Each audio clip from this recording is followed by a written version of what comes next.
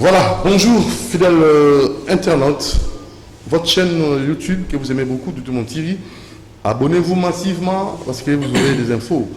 Et nous allons insister encore, vous qui nous aimez, vous aimez ce programme. Je crois que vous aurez droit à un numéro spécial. Religion padiste. Vous attendez parler de cette religion, mais aujourd'hui vous serez vraiment éclairé par les concernés. Ils vont vous donner des précisions et aussi vous permettre de maîtriser quelques paramètres qui vous échappaient, peut-être quelques flous, quelques confusions. Et aujourd'hui, on va éventrer les boas. Nous aurons droit à nos amis, vous aurez droit à nos invités, vous aurez droit à des informations tirées à la source. Les padistes sont avec nous. C'est vraiment spécial. Double événement, spécial double événement. Ah, de quoi il s'agit? Qu'est-ce qui va se passer? Qu'est-ce qui se produira dans quelques jours? Bonjour très chers amis, bonjour. Bonjour papa journaliste. Alors on s'est présenté, on va faire Bino Bozali, Bino Mibale. Yobandi. Ok, merci beaucoup papa journaliste. Je crois Ngai Kombo Nanga, papa Semi Luindula. Oui. Je crois Naza parmi membres il y a presse padiste et puis Naza pe protocole aussi. Donc voilà pour Nanga Naza Bongo. Je crois. Ok, merci beaucoup. Mbote na yo ndenge aussi liko ya nola. Ngai kombo na ngai Temene Mabaya. Nazali bongo membre na kati ya comité ya presse padiste. Pe lisusu bongo nazali protocole pe naza fidèle padiste. Oyo bongo toye awa na kati ya émission to pe lisolo e na ndeko na biso Dudu Mutiri pona biso toye na message to pe toye na ba information pona ete toye bana ko lekisa yango auprès ya chaîne na biso Dudu Mutiri TV. Merci beaucoup bandeko na ngai bandeko ya religion padiste. Religion padiste et uti wapi? Nani nazali padiste? Padiste ndi nani? Merci beaucoup papa journaliste. Je crois religion padiste ndengo utaki koloba ebele bazana na connaissance yango te. Peut-être na manque ya ba recherche na bango, mais la religion padiste est la religion qui a existé depuis ebandeli ya mokili. Donc c'est-à-dire religion padiste est la religion ba créée na ba 1960 te 1921 te, mais ezali religion oyo ute bandeli ya mokili nzambe na banzambe ye moko asilaki kopesa chaque point ya monde oyo bengi na ba religion na bango, ba représentant na bango pe na ba envoyé na bango. Donc c'est un peu ça on a koki koloba propos ya religion padiste. Donc religion padiste est la religion ya ba africain o ba bengi loko la religion africaine, ya spiritualité africaine. Donc voilà un peu oyo bandeko bayoka ka religion padiste oyo bengamaki liboso église des noirs. Et l'ande biso mututo bengamaki liboso et bandaki mission des noirs, après mission des noirs et kokoma église des noirs. C'est ainsi lelo tozu dénomination oyezali ya religion africaine, ya religion padiste. Voilà un peu pourquoi est comme une religion padiste et l'église des noirs. Voilà mon de quoi répondre. Ok, merci. Pourquoi est comme une religion padiste et l'église des noirs? Na banza tozali na ba kona 4, tozali na 4 points cardinaux, 4 peuples, 4 continents, tout ça, puis 4 grandes religions. Biso tozali na continent d'Afrique, oyo wapi toza na chaque peuple azali na premier et second sauveur na bango.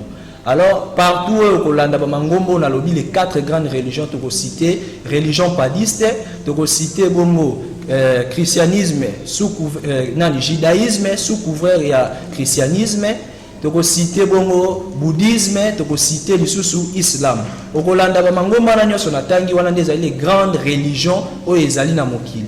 Pe okomona ba kombo ya ba religion ezolanda kaka ba kombo ya ba second sauveur.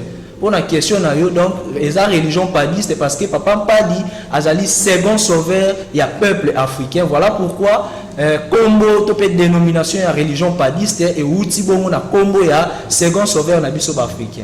Siko second sauveur a sauvé Afrique nani.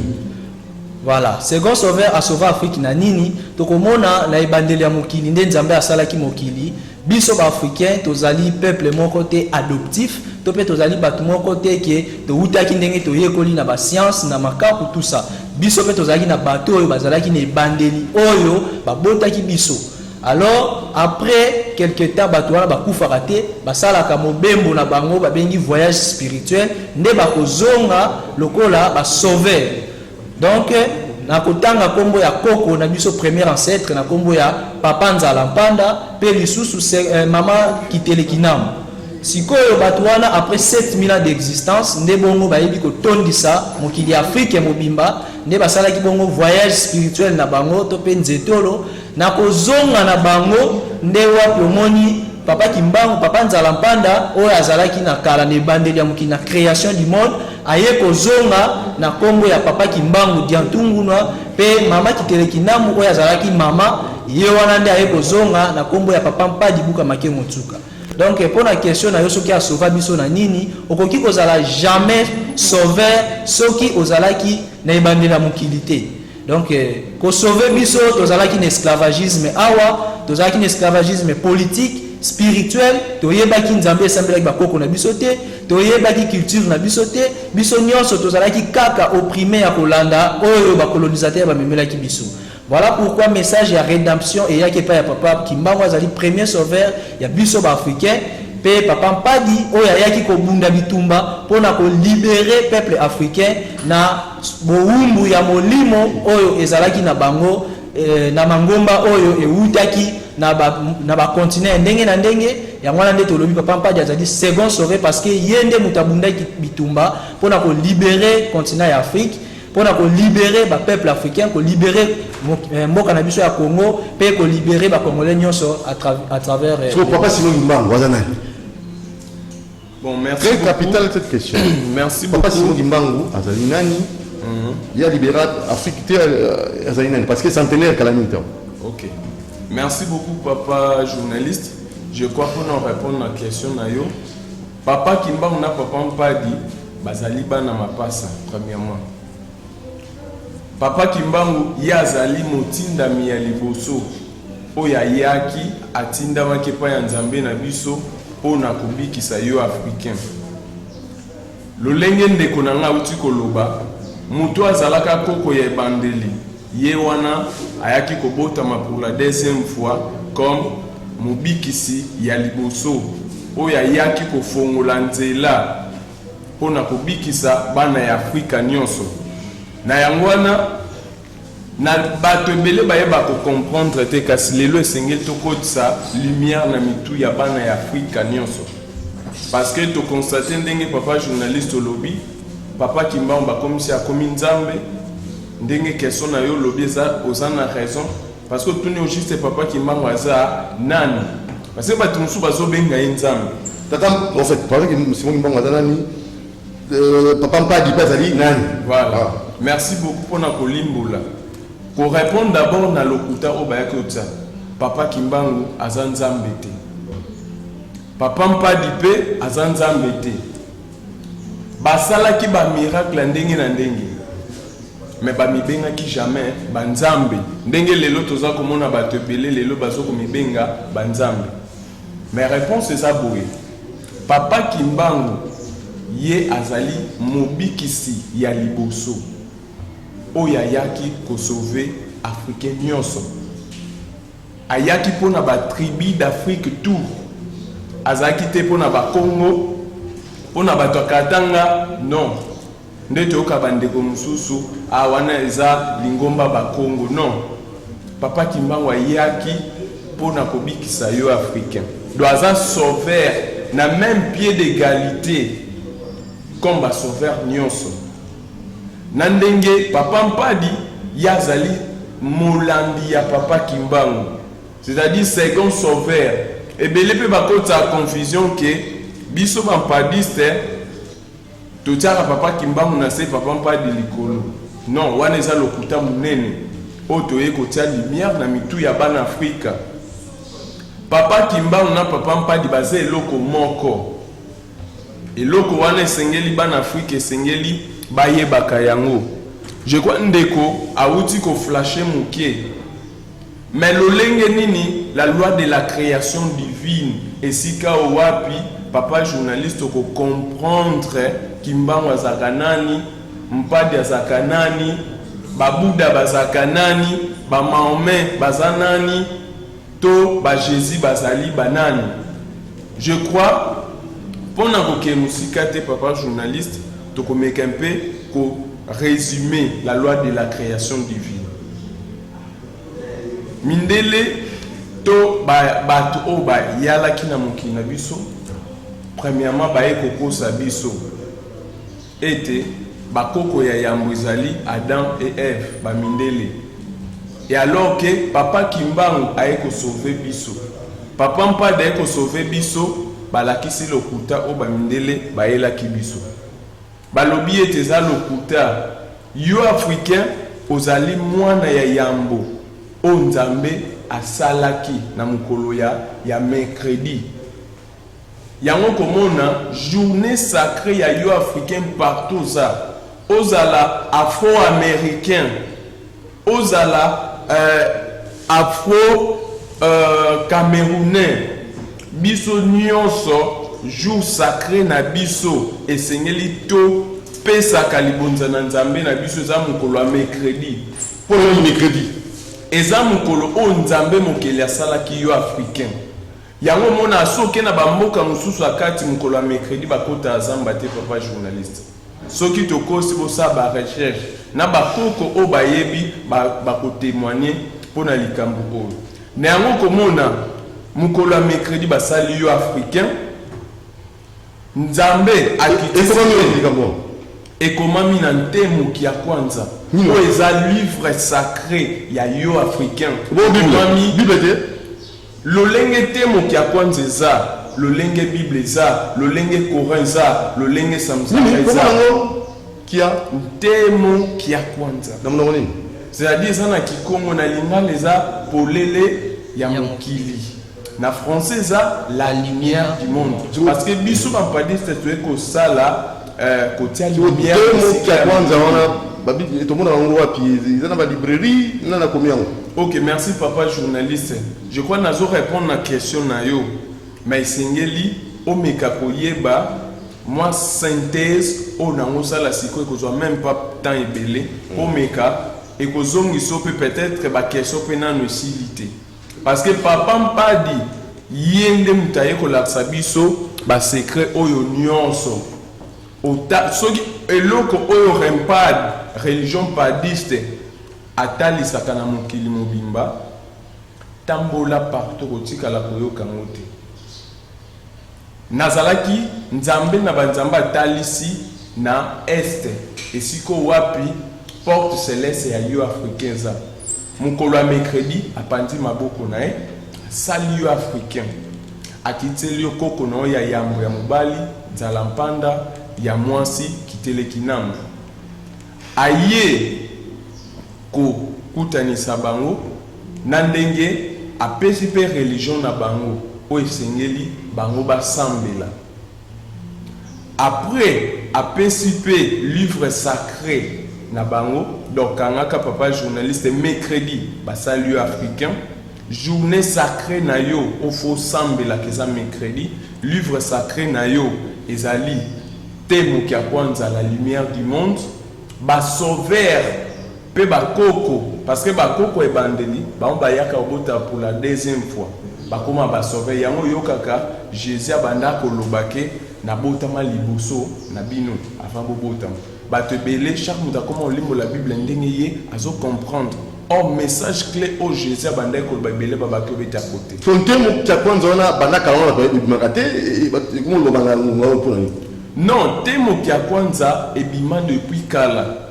Ebima depuis kala ezana baye o même bazwa ba matière ya temo ki kwanza na biso bakenda osala ba tokosité ba kombote papa journaliste papa mpa du temps azaki vivant de son vivant et belé bayaki comme ba chercheur papa mpa da bandi côté ya bango o ezana kati ya temo ki kwanza oyo ezocontenir bahistoire spirituelle ya yo africain oyo se déroula e oyo eza ya solo mais ebele bazwaki bakesala bawenge na bango kasi mpo na bokende papa journaliste ntango nzambe asisi mokolo ya mercredi yo oza mwana liboso abaluki atali na ouest oyo wape ayaki kosala deuxième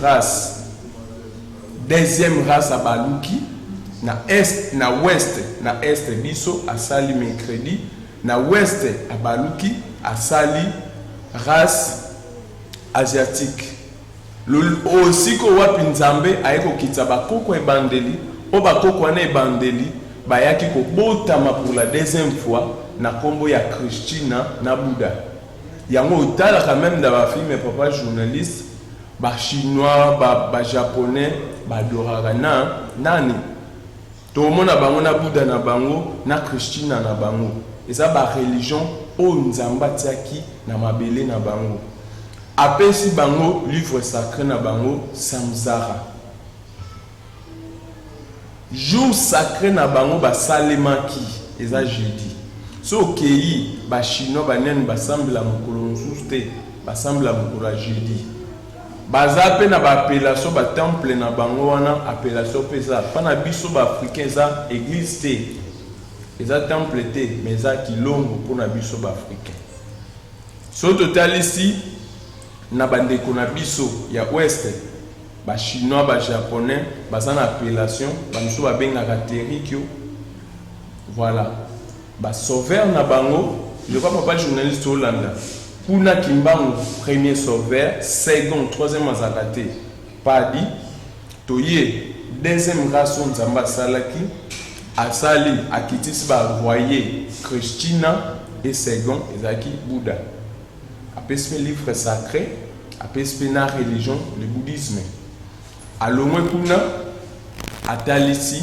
na nord ton alobi bana liboso biso deuxième bano basalema eza na nsima na biso Asie troisième race oyo basalemaki eza na niveau ya nord esiko wapi nzambe abalukaki asali bakoko na bango ebandeli et après kosala bakoko ebandeli bakoko wana bayaki ozonga pour la deuxième fois baye kobotama na kombo ya Mahomet na Libabe baye kopesa livre sacré na bango le Coran esiko wapi jour sacré na bango o constater ça même ba recherche jour sacré au basalema parce que biso mercredi après mercredi jeudi ça deuxième personne troisième jour ezaka jour nini et quoi à vendredi donc nzamba bandi osa mokili mercredi asali biso jeudi asali Asie vendredi asali barabe bande kona biso yango mona jour sacré na ba basambela kezaka vendredi ba sauveur na bango Mahomet Libabe kuna nzambe na bango kombo na ye Allah pa ba chinois nazi izwara pa na biso ezali wamba wampulutulendo o babengi nzakomba mpidi mokululeza nzapa tanto longwe kuna to esko na bana ya suka o bayaki kokosa mabele ya Afrika toye na bana ya suka o bazali ba paya o biso tozobenga ba miyadi bango baye kotinda nzambe aye kosala mokolo na bango mokolo ya samedi donc après mercredi jeudi vendredi samedi bango bato ya suka o kale saba même soki na Israël mokolo ya samedi papa journaliste osimba musa moti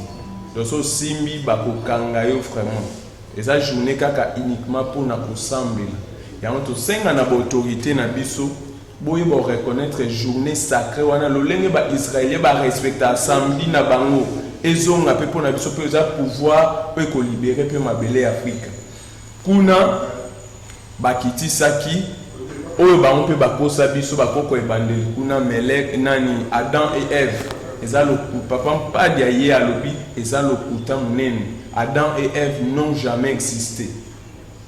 Le monde entier acceptaka Adam et Ève aza koko ya bandeli mais l'unique papa mpadi na papa Kimbangu ba ko dévoiler balobi ete za lokuta munene boyoka maintenant bakoko ye bandeli ya race wana parce que bango ba ko kosa mais papa mpadi comme a misalela ki na bandeli ya mokili papa Kimbangu ba misalela ki bayebi la loi de la création divine au tout ça pour expliquer bino malgré to côté pas en profondeur te na lobi nazo résumé non survoler kaka lolenge nzamba ye kokela akitisi bakoko na bango ebandeli oyo babengaki kuna Melchisedec qui n'a ni père qui n'a ni mère semblable au fils de l'homme bapesa biso explication tolanda mais papa mpa de ko dévoiler lobi Adam et Ève ba exista même pas mais bakoko ye bandeli o babota race blanche wana ezali race européenne wana ezali Melek azali o ya mobali et après Sedek ye azali ya mwasi esiko wapi Melek ayo botama na kombo ya Moïse Melek aye pour la deuxième fois na komba Moïse o yazali premier sauveur ya race européenne race kuna o ebele babosanaka mais biso la rempa tozotia lumière bisika o batiaki molili Melek abotami na Moïse o Moïse Benjini ye premier sauveur o yaki o libéré bana Israël second troisième azarate ezalaki Emmanuel Giovanni o babengi na kombo Jésus Yesu yenda yaki comme second sauveur. Donc chaque continent a dans nzambe na ye sikoyo ndenge nini bayiki balobaka bouddhisme eza science occulte mpona nini science baninga nini religion baninga bamosusu babengaka yango eza bascience ya mabe mpona bamosusu bandimelaka yesu te pourquoi baconfusion wana nayebi te.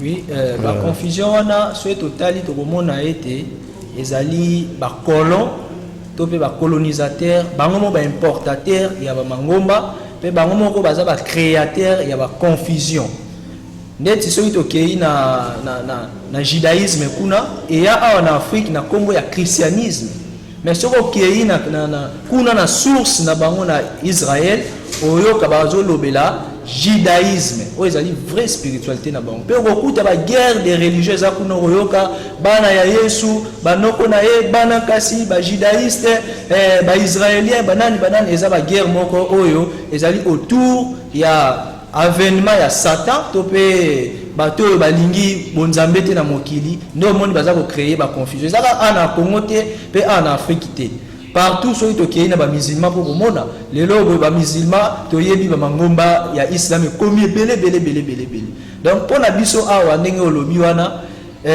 différence to pe kozanga kondima lingomba ya bato mosusu ezali ndeke biso ba africain tozwi tango mingi ya kobosa na spiritualité na biso yango wana eza chose facilité directement na ye pa na yo papa Dudu Mutiri na ye biso yo papa ndenge eza boye tala papa mpadi aza second sauveur ya biso ba africain okondima yango lelo te bien sûr avec le temps tango biso moko tobanda komona pourquoi est-ce que papa mpadi aza second sauveur est-ce que biso pe ba africain tozalaka avant ba mindele bayela biso to pe ba colonisateur bayela biso ba mangomba na bango awa na Afrique biso moko ba africain to yebaka nzambe te donc ce sont des questions autres ceux qui to komi ko tuna neto ko yeba ete non avant ete na wana na 1491 o wapi lingomba ya catholique yaki ko s'installer awa na Afrique mobimba to pe na royaume Congo on peut découvrir que Afrique existait déjà depuis de l'an 0 ti à 1400 avant avènement ya Diego Kao donc tokoloba 1481 parce que ye ayaki na 82 au mona ke to yeba kinzambe to sambela kinzambe to kumisa kinzambe to bande ko lia to bande ko lata to bande ko mela mais avènement wana nde ye ko vande la to pe ko kitisa spiritualité africaine au détriment ya nini ya koloba ete biso nyonso mokili mobimba tozali kaka na nzambe moko tozali kaka na sauveur moko ezali Jésus Christ azali sauveur universel to pe nzambe ezali kaka ndimela ye Yesu ye wana sauveur ye wana nzambe ye wana molimo mosantu donc biso bampadiste to pe biso religion padiste eloko oyo tozali ko réclamer auprès ya bato nyonso ya koyeba ete de reconnaître spiritualité africaine, entre autres religions padistes, de reconnaître Papa Kimbangu Diantou Mounoua, Oya Bunda qui bitumba pour libérer le peuple africain, le premier sauveur, peut respectivement de reconnaître Papa Mpadibuka Make Mutsuka, Oyo Pe, Yé a Ekibon Kozwa, Mikumba ou Papa Kimbangu Asile Kotika, Pe Yé a commission Motina Suka pour la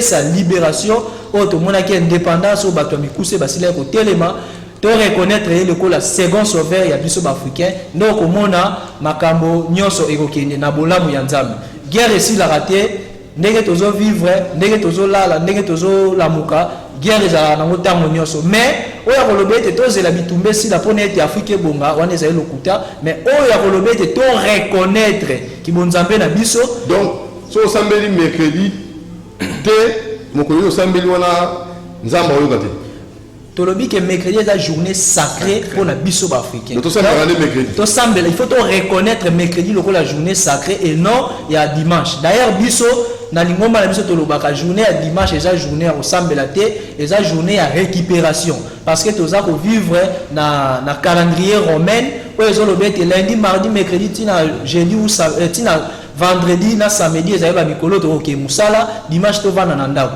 ya mwana tango wana na nte koki auto reconnaître mercredi te nde ya mwana to tsa na organisation ya religion padiste dimanche pona ba oyo nyonso bakenda na ba misala ba kelasi ba biloko nyonso to za imposer to ya kabongo kozongisa lokumu epa ya nzambe na biso mais to lobi ete mercredi nde ezali journée sacrée ya biso ba africain. OK. Alors, question musu. Kosambela otala est total na ouest. Kosambela sambela nzambe otala na est otala ouest otala wapi na nord kosambela basambela ka batala ka to pe basenga keza lokola yo na mwana na yo bozo sala dialogue tolobi kosambela za ko solola na nzambe nzamba za tata na biso alors yo soko zo solola na papa na yo to pozo senga loko et pas ya papa je pense pas que au pesa yemu kongo donc okota la place où yazali yangwana biso tolobi lokola nzambe na biso azaka na este yangwana totalaka na este totalaka ni moi totalaka ni soki invocation so ya nini o batu balingi ko o balobi ba langue versée balingi ko lobela mais biso totalaka wapi pa nzambe na biso wamba wa kungutu lendo o ya bengami na ba minoko ya ndenge na ndenge vidi mukulu nzapa nzawe igwe ba minoko nyonso o ezali na Afrika place ya zali nde na este olandi ndenge atalisi création du monde ne place oyo royaume céleste na biso ezali ne place papa Kimbangu na papa Mpadi bazali pe place ba angelu na biso pe mapamboli na biso to pe porte céleste ezali monoko ya likolo ya biso ba africain ezali ne ngwana tango nyonso so tozali ko sambela totalaka na este tokangaka miso te parce que ezali soko zo sola na mokolo to pozo sola na oya supérieur na yo jamais ko kanga miso jamais soki mwana no na ndaka lobi papa dudu pesa ngai eloko tel azui akangi misu atie mutu na se eza signe impolitesse ya mwana biso tolobi ete totalaka na este tofongoli misu pe tofongoli maboko mpona kotala bisika wapi mapamboli to pe bénédiction na biso ba africain eutaka ya mwana mpona koencadre ndenge bato balobaka ete lingomba ya religion padiste ezali église ya ba science occulte ezali église ya ba sorcier église ya ba koko église ya banani eza ba biloko oyo bato tolingi kolobela donc na awa na plateau romona koko azali te nous sommes des jeunes romona te ke soki pe ba bague soki ba biloko nini kolobete tozali bato ba kisi tozali ba non ezali nzambe bazanzambe pour la koloba clair. Oui. Il est le tout puissant, il est l'omnipotent, l'omniprésent, azaka partout. Oui. Nzambe azaka partout. Quand nous nzambe il est omnipotent, il est omniscient, omniprésent. Si vous voulez comme si nzambe na est papa, oui. Merci beaucoup, papa Bidou. Je crois que nous répondre toujours dans le résumé, réponse nanga. Je crois, même temps, je crois qu'on a été ce que. Peu la question, tout le monde sous Sambeli Nzambe, obi Osameli Yoshua Mashia, Osameli Nzambe la Kombo Mususu, Obengi Nzambe Allah, so Osameli Allah nous allons en Afrique boy.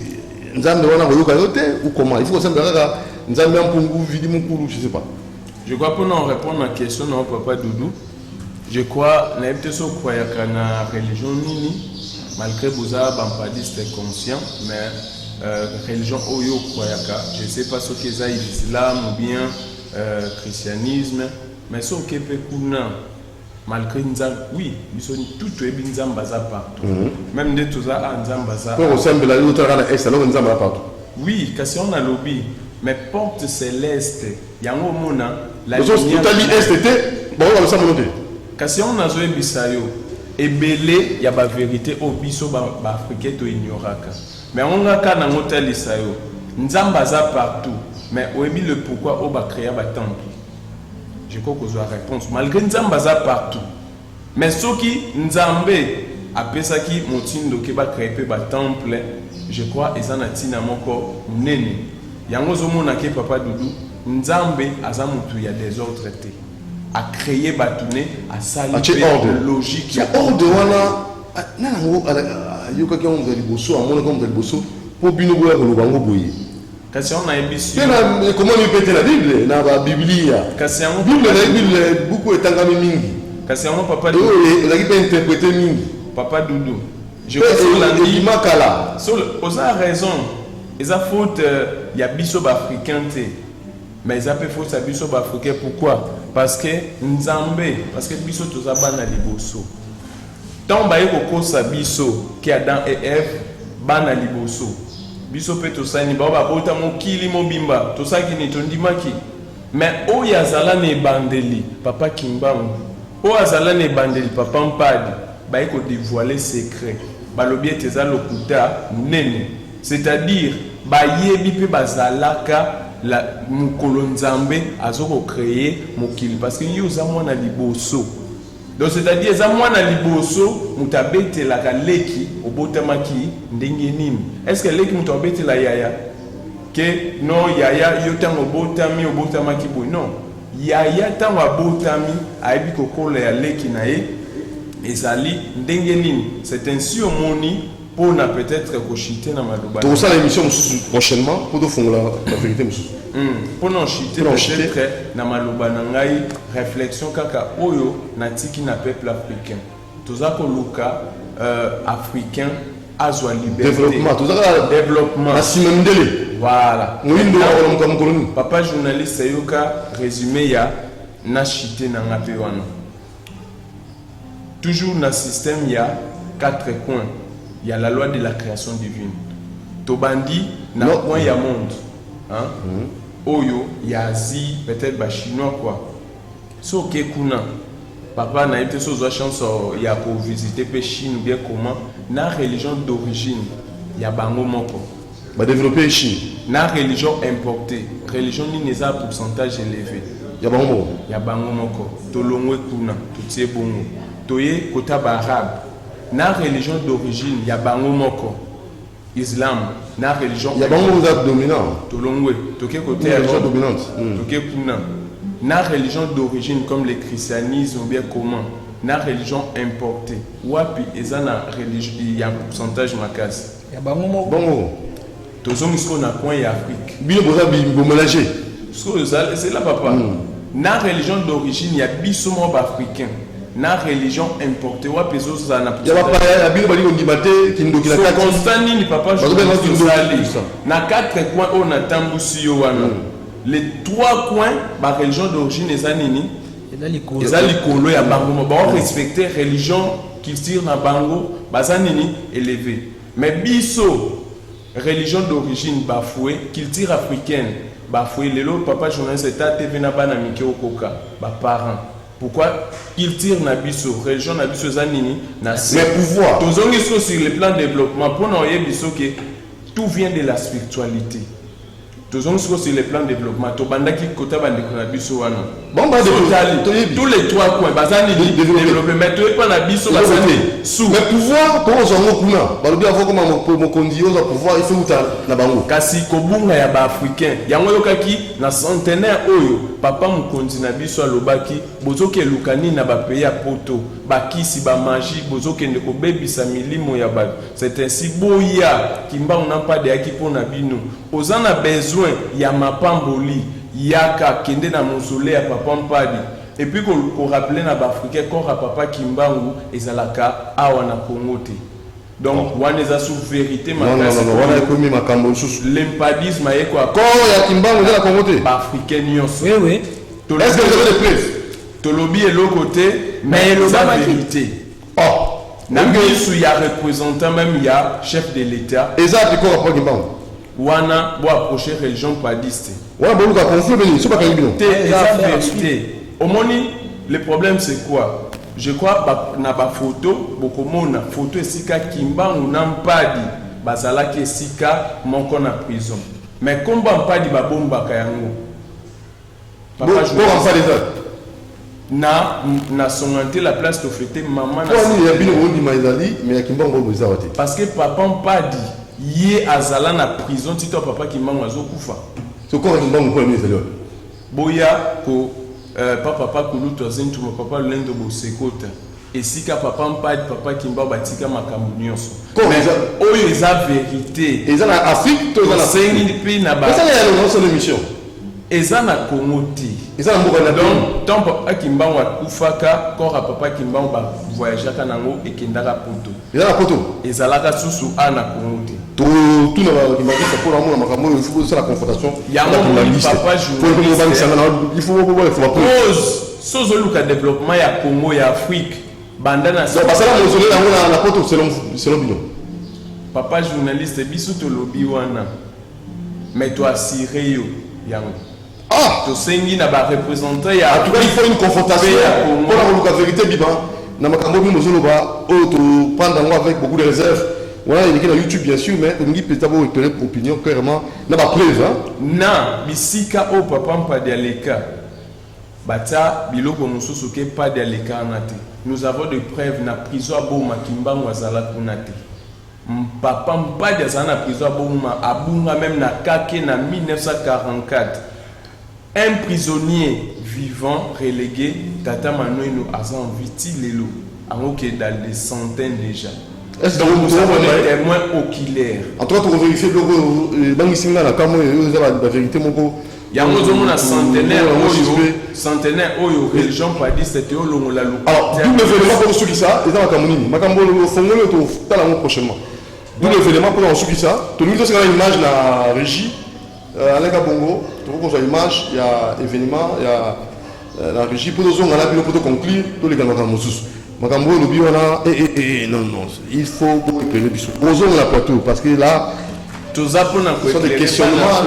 Parfois des interrogations qui ont montré à bateau. Tout ça pour nous la lumière.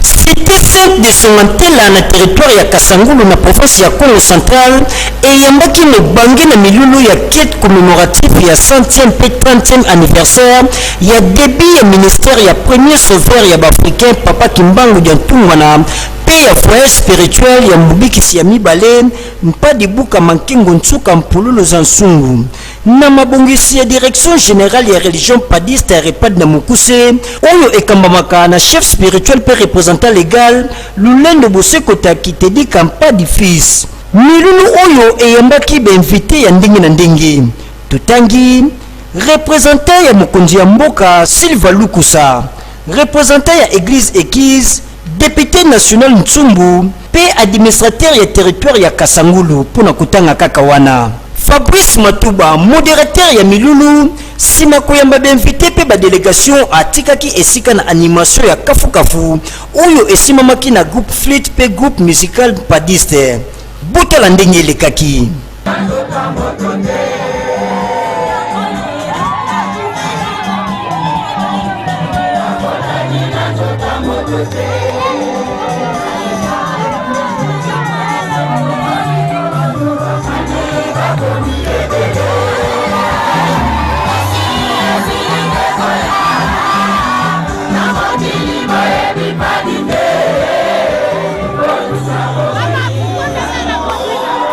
sima chef spirituel ya repad son éminence lulendo bosekota kitedi kampade fils ateyaki assistance na occasion ya anniversaire oyo mibale wapi apesaki drapeau oyo Kimbangu atika epai ya mokonzi ya mboka lokola akomi président ya Union africaine na kosilisa na ye batiaki mabonza pe b'invité bapesaki enveloppe sima ya kilt balekaki na pose ya première paire pour na botongi ya grand temple tope kilongo padiste wapi représentant ya chef de l'état apesaki enveloppe ko wuta na mokonzi ya mboka pour na financement ya botongi ya temple Nasuka son éminence Lolendo Boseko Tampad fils a pesaki cadeau ya ngombe na mokonzi ya mboka Félix Antoine Tshisekedi Tshilombo Buyo Kangonga. Tuyawa pour fêter centenaire ya début à ministère à Papa Kimbangu le 18 mars 1921 fait trentenaire ya voyage spirituel ya Papa Mpai.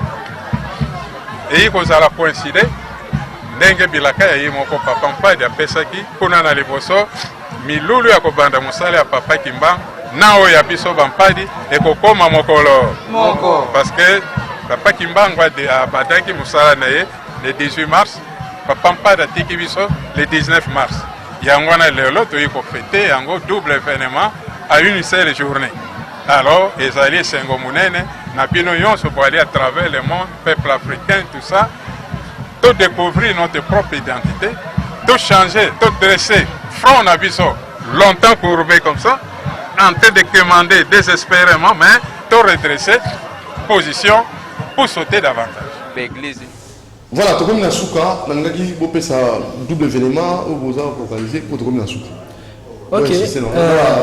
On a double événement au Moni bandeko ndenge tolani sports wana ezolobela ete centenaire ya Papa Kimbangu et utaki déjà koleka bongo na mokolo ya le 18 mars 2021 auto commémoraki yango na kokanisa le 18 mars 1921 100 ans ya début ya ministère sacré à notre premier sauveur Papa Kimbangu Diantungunwa et aussi il y a trentenaire bongo ya mokolo ya le 19 mars 1991 au 19 mars 2021 oyo bongo ndenge na bilaka ye moko Papa Mpai asila ko pesa ete na mikolo ezali koya milulu ya kobanda musala ya Papa Kimbangu na ya biso bampadi ekokoma bongo eloko moko yango wana wapi omoni toye ko célébrer officiellement 100 ans pe 30 ans ya kobanda musala respectivement ya Papa Kimbangu na ya Papa Mpai.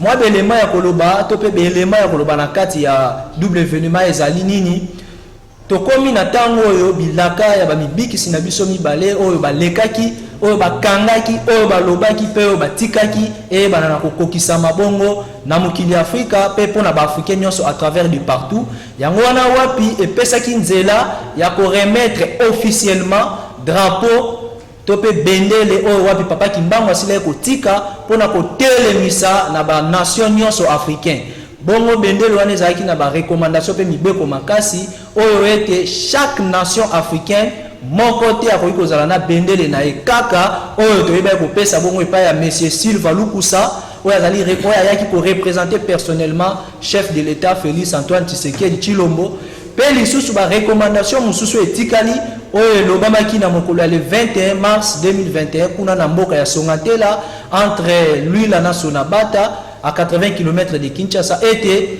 tango okei kopesa bendelo epa ya yemoko mokonzi ya mboka Félix Tshisekedi Tshilombo ezali na ba détail mususu oyo ezali pona ko mettre en œuvre bendele oyo à travers Afrique mobimba pe c'est une occasion lokola komi bongo président ya Union africaine tala bilaka ndenge sili kokokana président ya Union africaine pe lisusu président ya mboka na biso Congo oyo ezali pays moko sacré oyo wapi bilaka ya bamibiki sesengele telema nde topesaki ye mpona ete eyebana amema yango na première réunion oyo ya kodiriger kuna na Union africaine po ete bayebana koimplante yango na chaque peuple na chaque pays na chaque nation oyo wapi ezwami baafricain nyonso pe ezalaki na barecommandation munene oyo ezali ya 3 couleur ya blanche oyo wapi mondele alobi ete ye azali impérialiste azali mutu ya makasi mais kasi lokola biso tolobi tozali na droit de naissance tozongisaki ki mundele na ye na se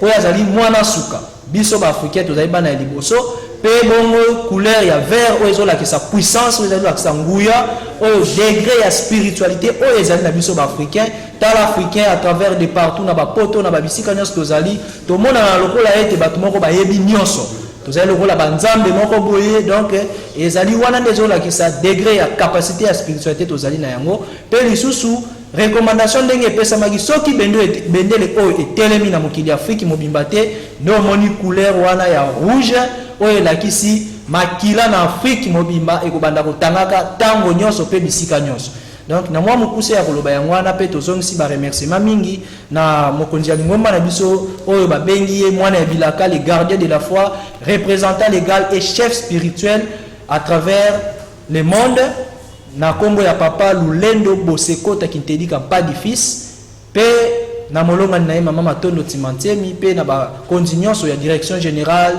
pe ba province ba toma nyonso ya lingomba ya religion padiste bisika bazali o bazali kolanda pe to pesi bango nyonso ba mbote makasi pe bongo numéro de téléphone.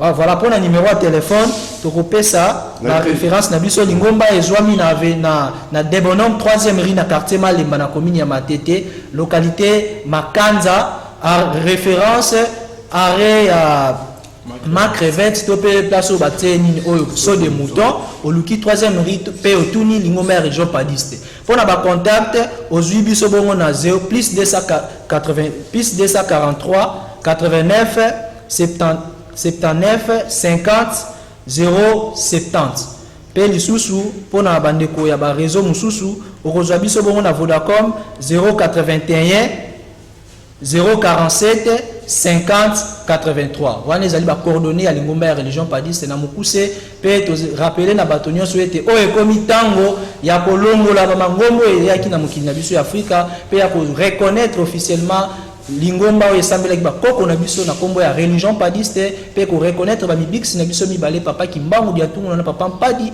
buka makengo tsuko azali second sauveur pe lisusu ba recommandation mususu tolobi ya journée ya mercredi lokola ya journée sacrée ya peuple africain au lieu ya dimanche ezaki imposé sous la jungle coloniale donc moi message à mukuse tozaki na pona kopesa yango wana tosi si bongo. Merci beaucoup de votre question, merci. Merci beaucoup. Merci papa journaliste Mingi Olobeza Souté. Je crois que Okutana. Prochainement, on va Sika parce que Ebeleza. Il faut débattre au niveau des débats. Eza kobo ya débatté mais biso to panza vérité. Okutana nzela na biso tozote pona ko bikisa pona ko sala affrontement na batute. Mais tant que ça na kati ya nzela na biso na kati ya vérité na biso so balobi bo solo ko lobate ke ba fingio mais tozo sauver bana ya Afrika o ba umeli mingi na kati ya lokuta oyo batobele batie bango. Merci beaucoup. Je crois o ezali bo solo religion padiste aza ko panza parce que toza la lumière du monde. Merci, à la prochaine occasion. La question au Covid dans WhatsApp Tokyo Tuni, sur le niveau des accords d'église dans la 643, 89, 61, 56, 134, 243, 89, 61, 56, 134. Nous on dit autonomie, lumière, autonomie vérité, fond de serment, tout un service dans la économie, c'est un peu dans le ciao, abonnez-vous massivement sur le Monti TV, chaîne YouTube. Ciao. Okay.